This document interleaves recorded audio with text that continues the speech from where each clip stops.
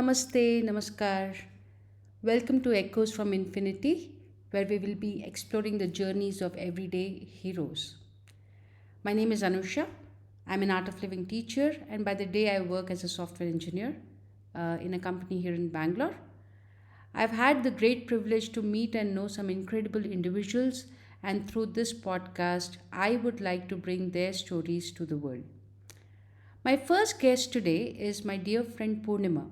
She's a physiotherapist by profession, and at the same time, she has also pivoted to alternate healing therapies like CST, Marma, Meru Chikitsa.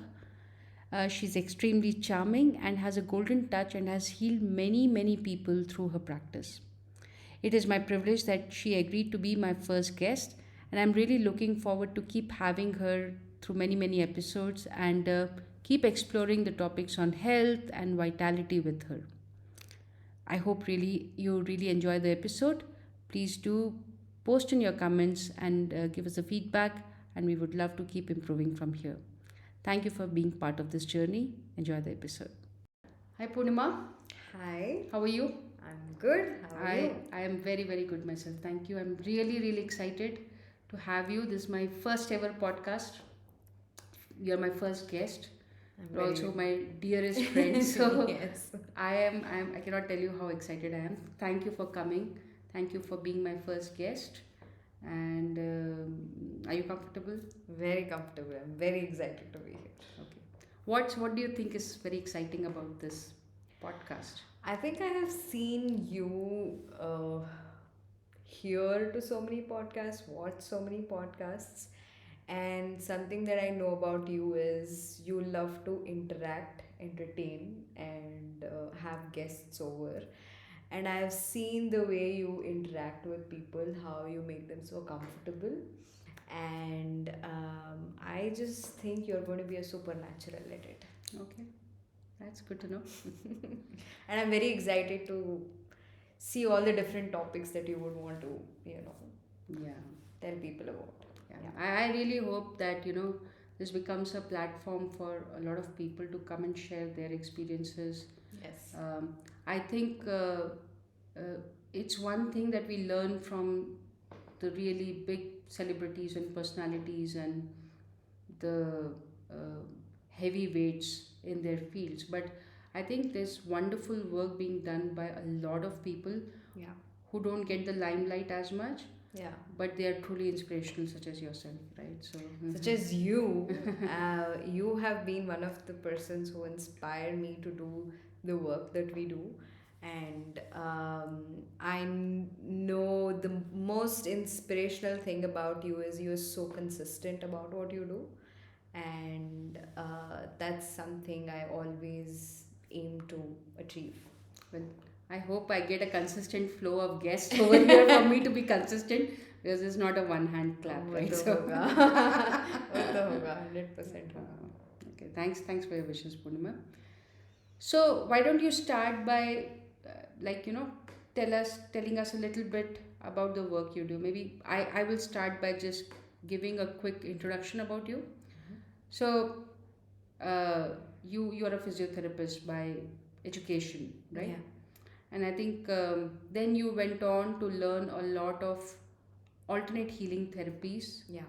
Um, and I would like to, before we get into all those alternate therapies and what it means, I really want you to start by sharing that how totally disinterested you were in this field of healing people. Yes. Do you want to talk about that experience? What was going through your mind when you were in college, 21 years old? What were your challenges in figuring out your line of work, right? Yeah. Um, yeah. I think for me, when I was little, I always wanted to be a doctor. I have never known a time where I wanted to be anything else. I always wanted to be doctor.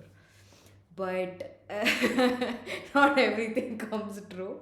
So my CET ranking or the entrance exam ranking was not that great. And that kind of gave me a surprise because I was like, oh no, what next?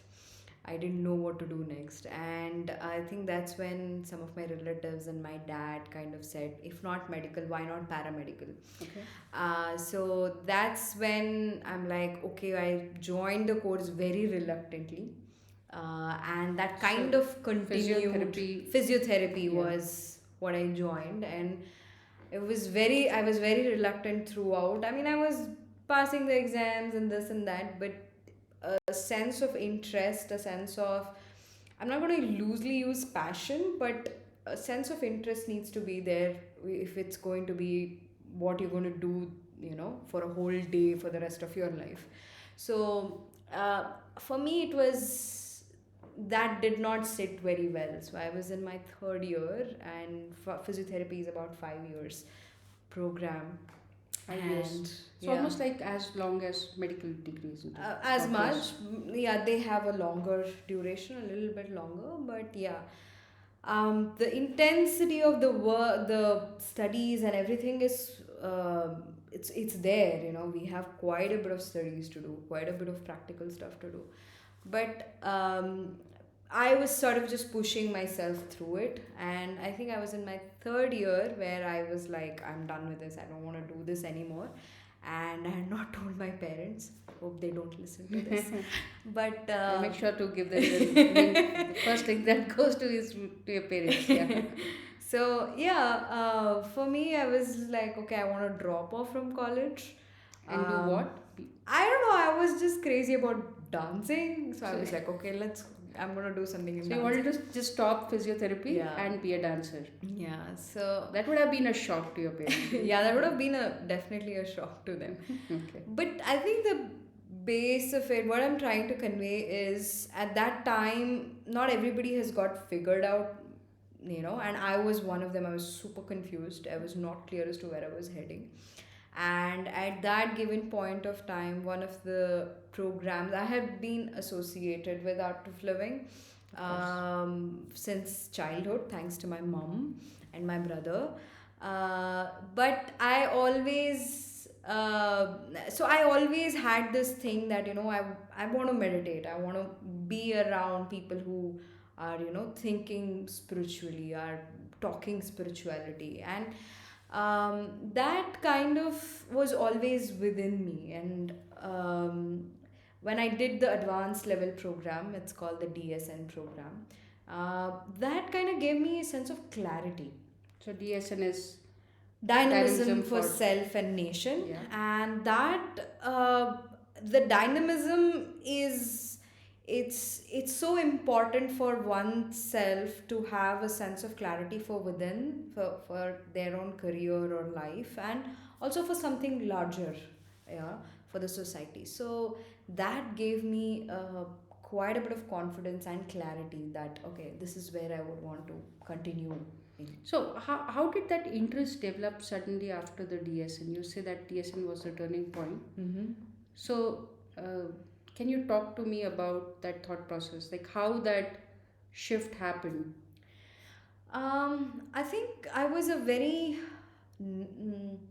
not so confident person, and this program kind of allowed me to bet on myself Mhm. and to say that I can, even though I have not found my thing, I can still rely on this journey and say that, okay, I'll still be okay at whatever, wherever I'm headed. And this, what really helped me was it opened up opportunities for me. I was able to meet the right kind of people who guided me further and allowed me to explore things. They say, okay, 20s, explore things that you want to do, right? But yeah, that kind of give me that time, that space, the kind of resources to meet people and explore new things. So with that, after physio, I kind of learned 4 or 5 different therapies, and I also train people in doing these therapies as well. Aren't you one of the youngest trainers in what, Marma, I think, or maybe uh, in craniosacral therapy. Yeah. craniosacral therapy? Wow, Yeah. that's so. What is, since you brought this up, what is craniosacral therapy?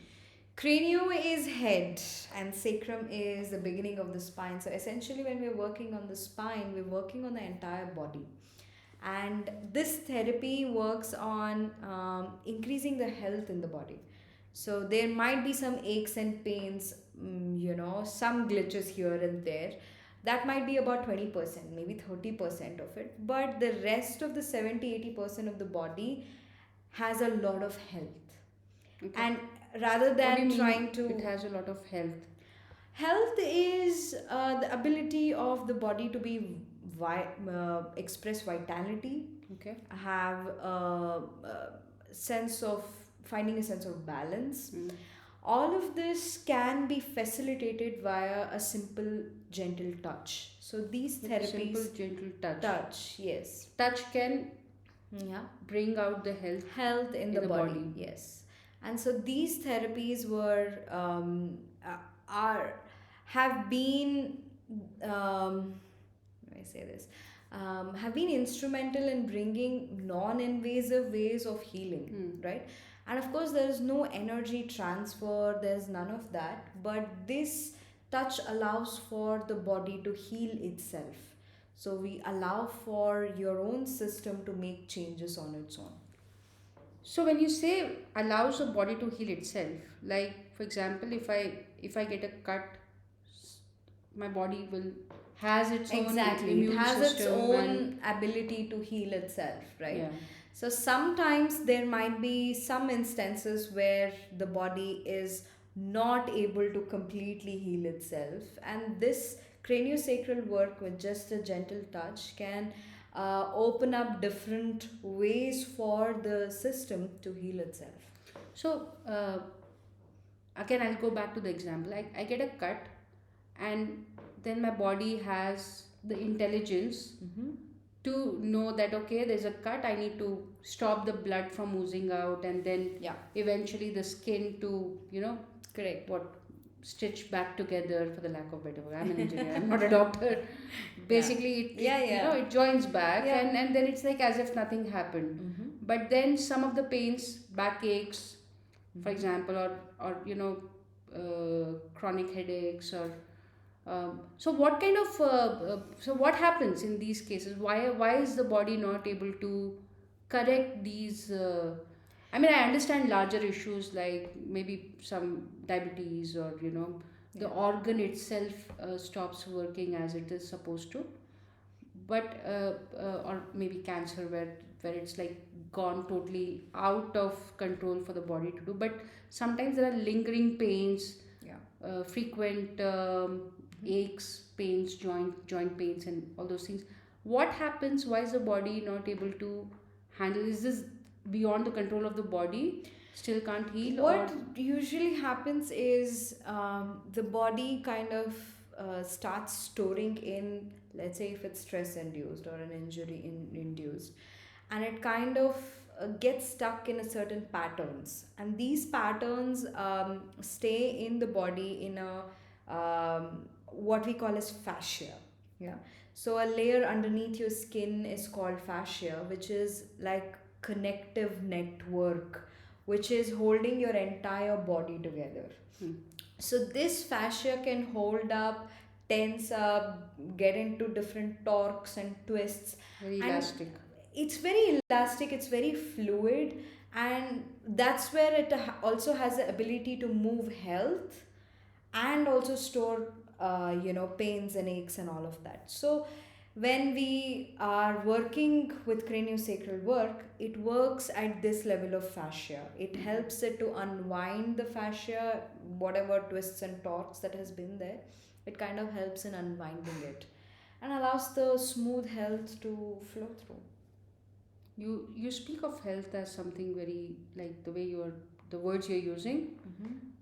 it sounds something very fluid, like it can. It is. Okay. Yeah, it is because when we see it, when we look at a human body, it's not stagnant. There is nothing in the body which is stagnant. We have the ability to be agile, to be active, to do things because the body has the ability to adapt, to do new things. It has an ability to express health in a living way. It's not stagnant, right? So allowing and getting in touch with this flow of health, and that is what these therapies can really help with. Mhm. So I think you had shared about a very good, very interesting example of the kid whose spine was, I think, quite a bit curved Yeah. and wasn't straight as it's supposed to be. Mhm. You want to share about that Yeah, healing sure. So experience it a was bit? a 8-year-old boy here in Bangalore, and he was diagnosed with severe scoliosis. So scoliosis is a change in the angle of the spine itself. But so for him to sit, for him to even study, everything was quite painful, because once your spine is not in alignment, that means your muscles are losing its ability to hold, its ability to maintain different forces, so it can get tensed up quite a bit. So this therapy called Meru Chikitsa Hmm. kind of really helped the kid in aligning the spine, allowing for the muscles to relax, the nerves to relax. And it was quite a bit of an interesting thing to see that almost a 20-25 degree of change, 20 to 25 yeah, degree. which was there, had come down almost quite a bit to 15, 12 to 15 degrees. I mean, So what I'm amazed is the spine could be off 20 to 25 yeah, degree. yeah. Oh my god. So And it if came it down to was, what? and it was almost down to 12 to 15 degrees. So it was, Oh wow. so it was able to make that change. And the younger the kid is, the body has the ability to heal much quicker. More health. More health, Okay. definitely. So they can heal faster. Hmm. Okay. All right. So then you did the Meru Chikitsa on this Mhm. young boy. Yeah. So Meru Chikitsa is doing simple touches on the spine, which allows for, we can say, chakras or energy gateways. Mm-hmm. And those touches on the spine allows for the healing of the entire nervous system, or almost it's like reprogramming the entire nervous system to kind of calm down and relax.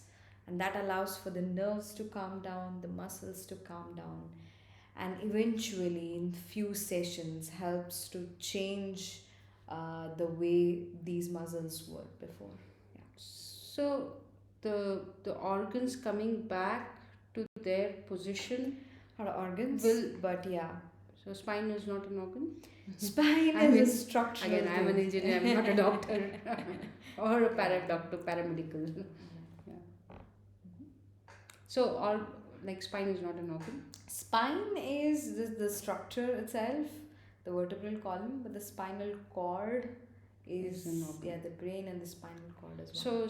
So spine. So I think all the therapies that you do, which is I think CST as well as Meru, they are primarily focused on the spine itself. On the spine itself, Okay. but nothing is separate in the body. That's the whole philosophy of these therapies, that we are not dealing with just one particular thing, because we're dealing with the whole body and the whole person per se. And this therapy The works. whole of me is quite big, Poornima. Yeah. So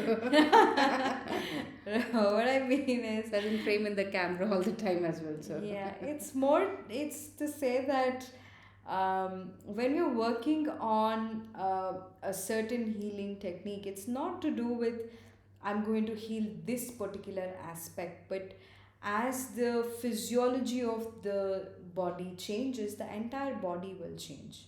And that's why when health increases in the body, the entire body responds to that change in health. very interesting. Mhm. And then how does this differ from uh, the traditional physiotherapy that you took? Physiotherapy is excellent. It's for, there's so many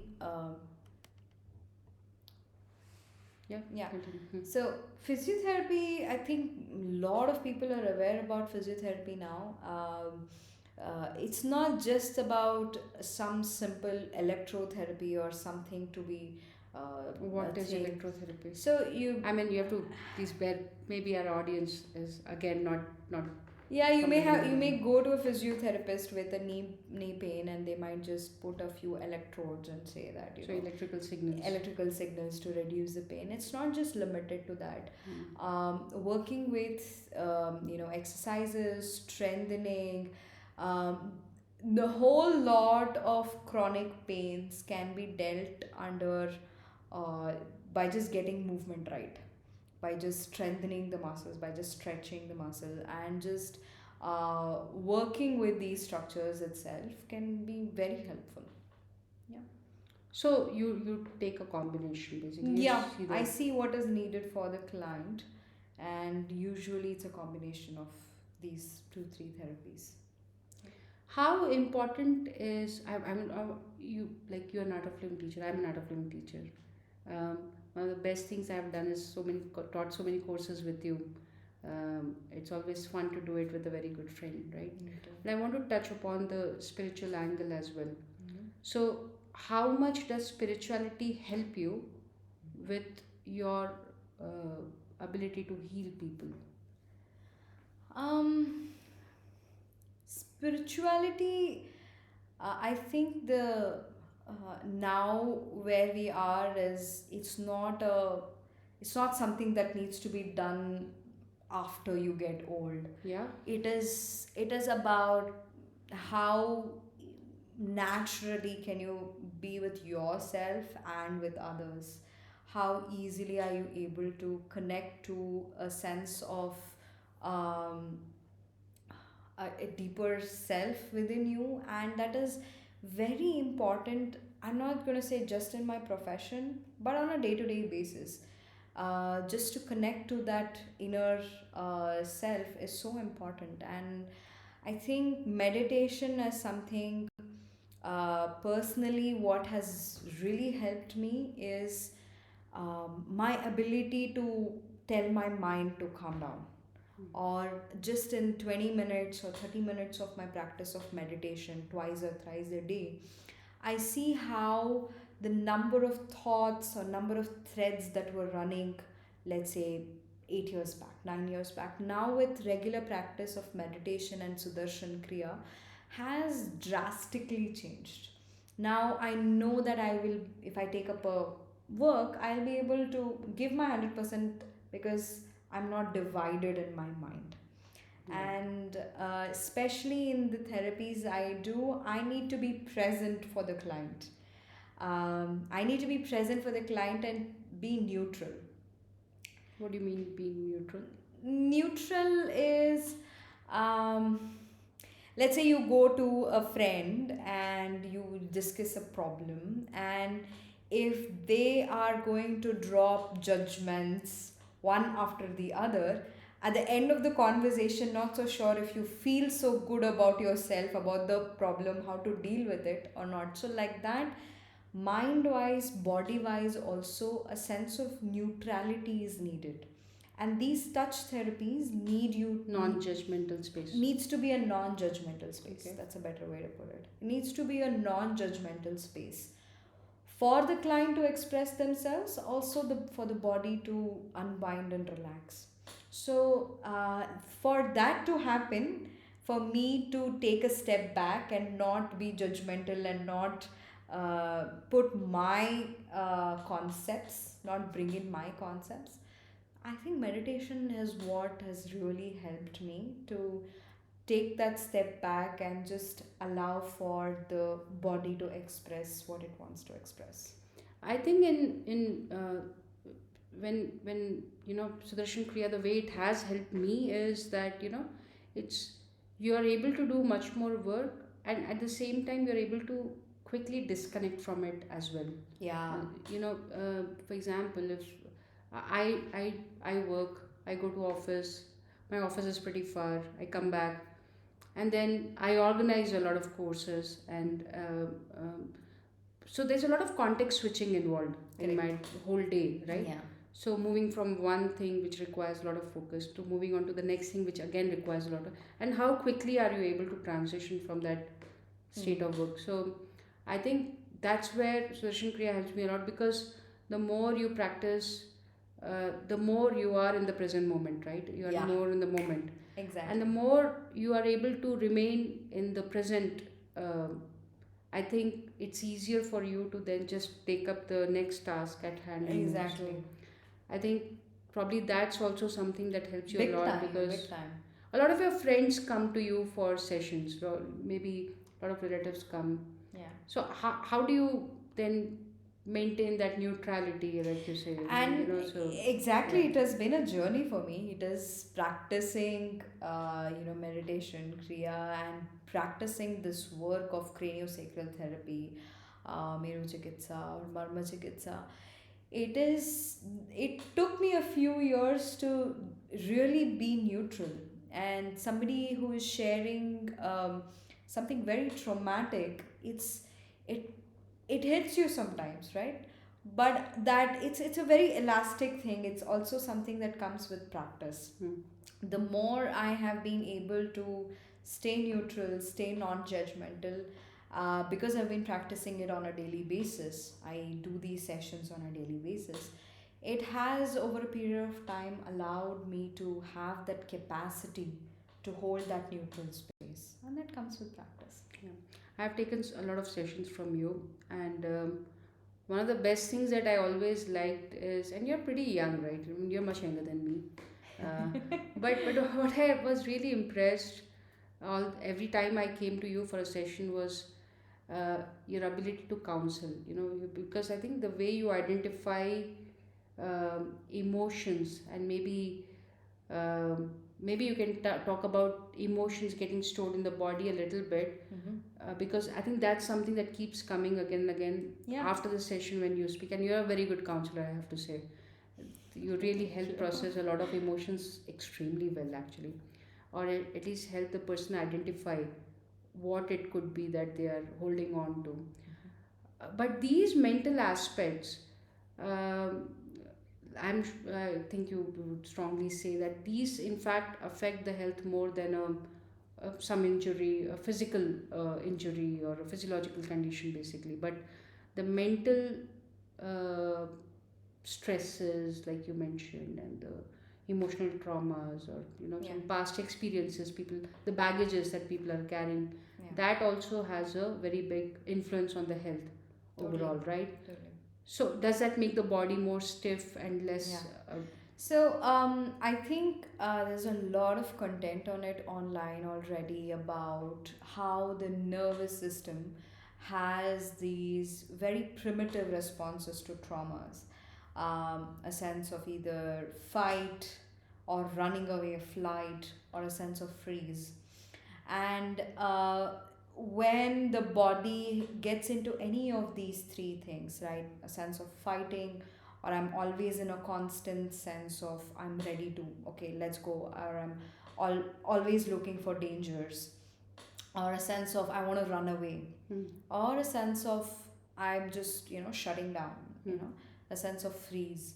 So in any of these three different situations, the body is unable to process whatever the stress or the trauma that it encounters, and that gets stored sometime in the body most of the time, and there it's almost like, it's put under the carpet. Sometimes it can be put under the carpet for years together, right?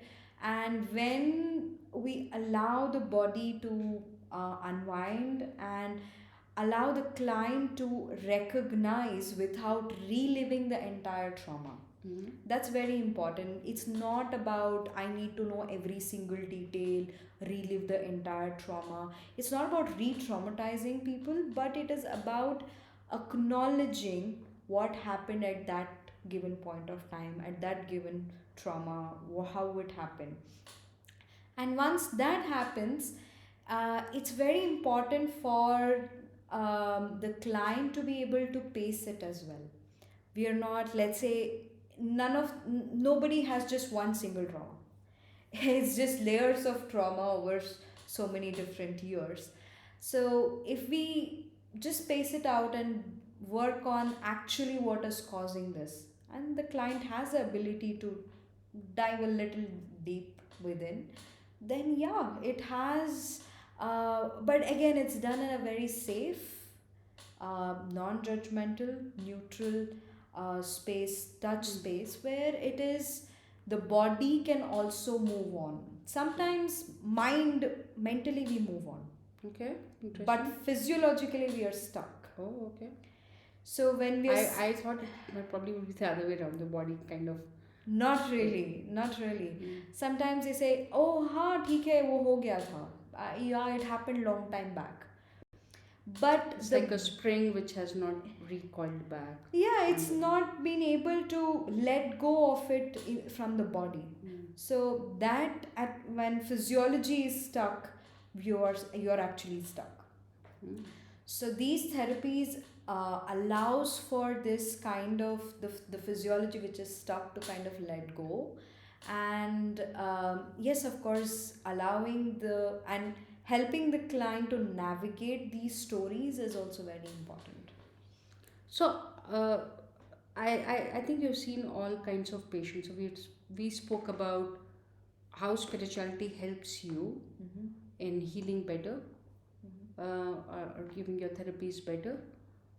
What role does spirituality? So I'm sure you've had meditators coming to you. Yeah. You mentioned a kid came to you, which I'm sure the kid is not a probably a practicing Sudarshan Kriya or meditation or doing any They kind don't of. need it. They're just They probably don't they're need it. living the knowledge. Yes, yes. Yeah. But then when people come to you, do you notice some differences in people who are more spiritual or doing some practices versus people who are not who have not yet started their journeys?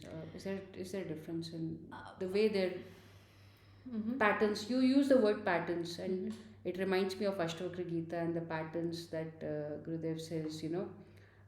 It's our lives are driven by those patterns, Yeah. right, and Yeah. those impressions, and Mm-hmm. a new impression reinforces that pattern, and Yeah. things like that. So, very interesting. You bring that up in the context of healing and how the body responds to events as well. Mm-hmm. So again, my question is, do you notice a difference between, let's say, meditators, non-meditators?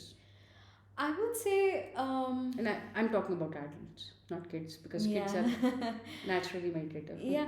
So, yes, totally. What meditation does is, and people who are meditating, I would also say, who are really present with their body. It's not about switching off from your body. Mhm. If with a good practice of, yoga, your pranayam, kriya, meditation, you develop an awareness, Mhm. right? And bodily awareness and mentally. Mhm. So when you're aware and in that space, it's just the healing is much quicker Okay. because you're able to navigate through these patterns with the therapist, Okay. and you're able to catch up to it, and also have the it's like the body needs its it needs its recharge. Yeah. For you to process something deep also, you need to be able to have the ability to deal with it. Mhm. um, so that ability, that energy reserve is also very important, and that comes from meditation. Mhm.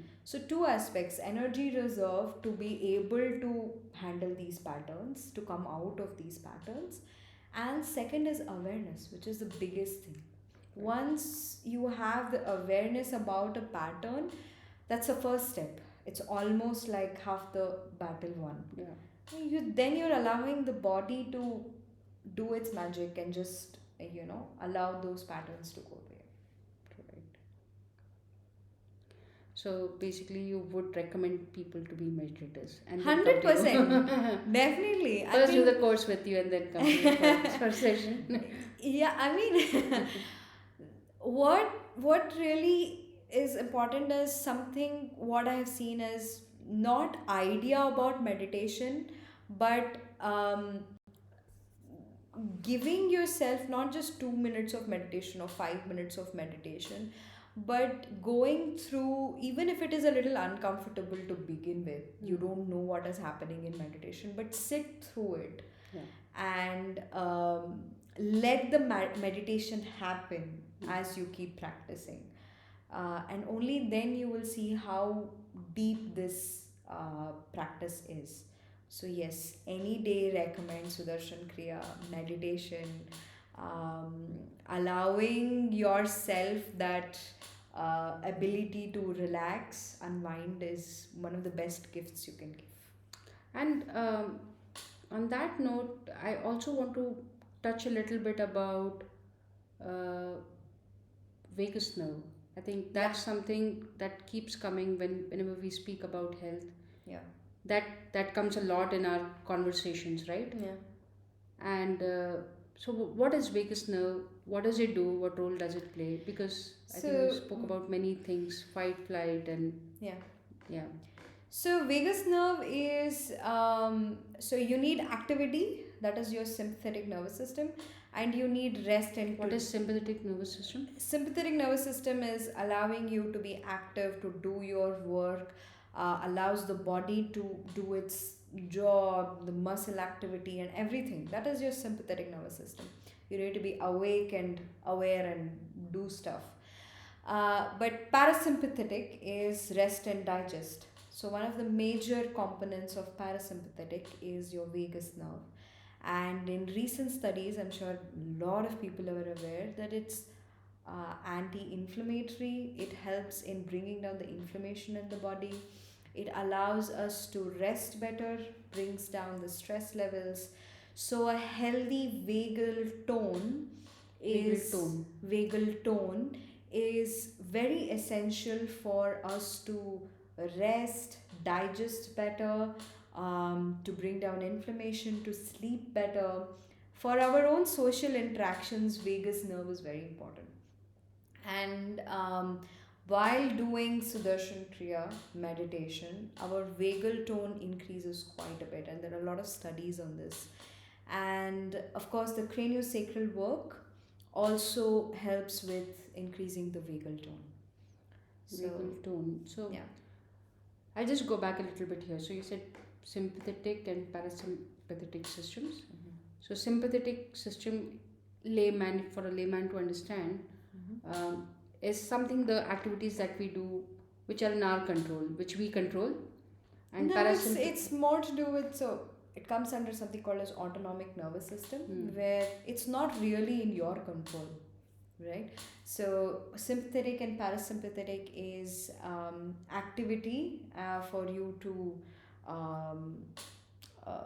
let's say, if it goes into a hyper thing, sympathetic, it allows you to notice your danger, get quickly active, come out of the danger, and all of those things. So that is your sympathetic nervous system. Running, for example, running away from the lion. Yeah, it requires your legs to move.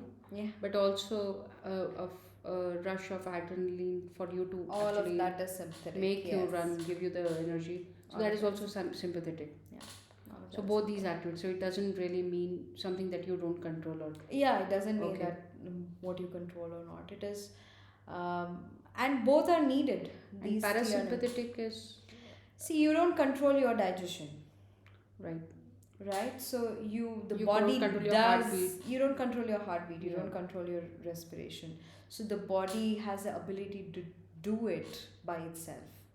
So and increasing the tone of this particular nerve. So what do you mean by tone? It's like you work out and you build your muscles. Yeah. Like that, vagal tone can, like I mentioned about freeze or fight or flight, especially freeze. The nerve can lose its ability to conduct very easily, very smoothly, if it has too many breaks in between. So it's very important for the vagus nerve to have a good tone, and that is what we mean by vagal tone. When it is healthy, it has ability to have a better social interaction, feel safe within oneself and in the environment you're in. So yeah, and vagal tone is something that everybody is now talking about, and we need more and more techniques. And the one of the best techniques that has helped me is of course the Sudarshan Kriya, the breathing technique, and physically able to let go of any kind of stress that is there in this is craniosacral therapy. So Wow. these two things has been very helpful. What are some other ways people can induce better tone of this vagus nerve? Deep breaths, diaphragm breathing, abdominal breathing. A lot of pranayamas can be Can you very. teach us a technique also? Yeah, sure, okay. So you can place your hand on the chest. Any one, hand? Yeah. Okay. One on the chest, one on the abdomen, and take a deep breath in. Breathe in completely into your abdomen and breathe out through the mouth. And as you breathe in, continue and breathe into your abdomen a little more deeply. Let it go as deep as it possible. And breathe out. So A few more relaxing. times. Yeah. Let's few more times.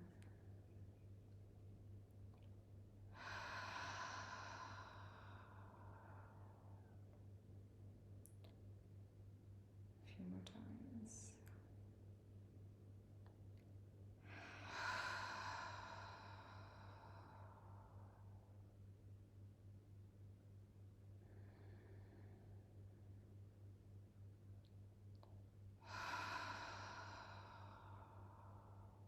As you do this, just connect to a place in your body which feels healthy at this given point of time.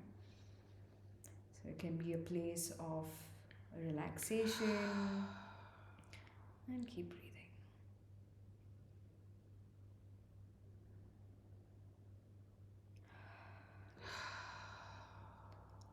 Health moves in the body, so allow that health wherever you feel in the body to just spread throughout the body.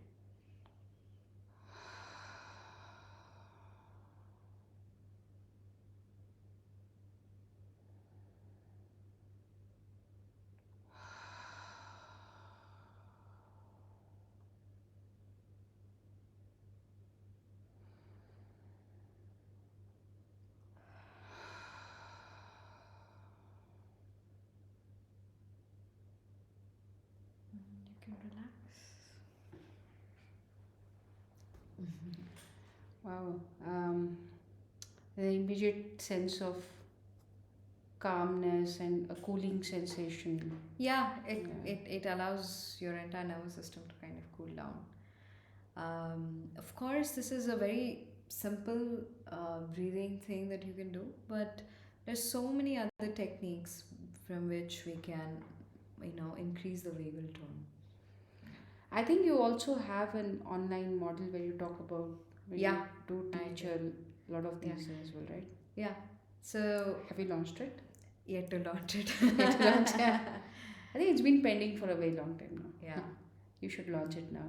Yeah, sure. This is So- one glimpse of what Dr. Poornima can do, and I think there are a lot more things in her module that she has covered. Especially, I think people who travel a lot, commute a lot, long duration, backaches is a very normal. Yeah. Um, like that troubles that ails people a lot. Desk jobs, software Yeah, engineers. set of stretches, some Yeah. techniques to um, very quickly kind of relax the muscles, stretch these muscles, kind of find a sense of relaxation between your working hours. So yeah, it's a short module, but yeah, it would Yeah. be great to So launch it soon. I think once you launch it, we'll post the link here in the description of this video as well, and Yeah.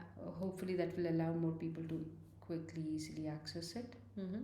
But I'm sure your channel would be much more popular than probably this podcast right away because you have such a charming personality, Purnima. I think that naturally attracts a lot of people. So that's it's wonderful actually. Yeah. So we'll certainly have those details here. Mhm. Um, and well, I'm so glad that I got to speak to you today, Purnima. Me too. And Very happy to be here. this is the first podcast, and we really don't have any fancy equipments right now. I just have a fancy guest right now, And a but fancy host. but really good conversation. I didn't think that it would flow in so naturally. So you've been really great, and I really. But before we sign off, Purnima, I would like to know from you as a friend, and maybe as an audience to this podcast, what kind of uh, content, what direction should this podcast take, and what kind of people you would like to, what kind of conversations you'd like to see here. Yeah, what I really, I just what really is important is for people to, um, it's a great way for normal folks to kind of express what they're doing in their lives. And what is the most important thing is how spiritually I know your focus on this podcast would be about how regular people can connect spiritually and easily, how they'll be able to do that. And I think more and more people who can, have, connect to the audience in that way, Hmm. because a lot of people are turning towards spirituality, as not a, yeah, it shouldn't, it's not like it's a very cool thing to do, it's a very cool thing to do, but it is, it needs to come with a sense of being grounded, and with people who have actually experienced spirituality in a depth, right? And so I think that those will be the kind of people who will come here, because of the kind of the depth and the grounded feeling that you give people.